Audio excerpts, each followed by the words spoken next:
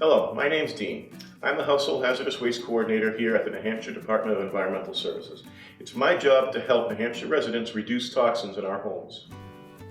Today we're going to look at the components in some commercial furniture polishes and to learn how to avoid them. Many commercial furniture polishes contain two harmful ingredients, hydrocarbons and nitrobenzene.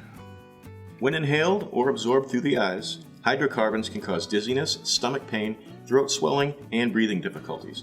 Some hydrocarbons are known carcinogens.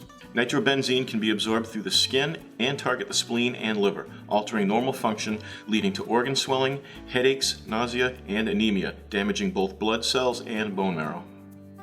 If you're anything like my family, as a child we were told to pull that old sock up our arm and spray it down with lemon fresh furniture polish.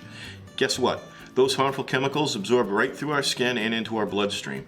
And those weren't lemons we smelled, they were actually volatile organic compounds that tricked our nose into thinking we were smelling lemons. If you want to reduce toxins in your home, just keep watching and I'll show you how to make your own safe and affordable furniture polish.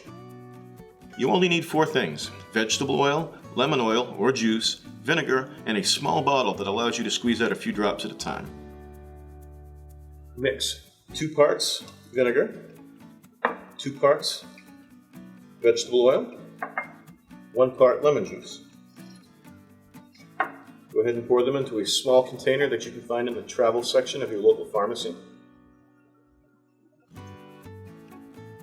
And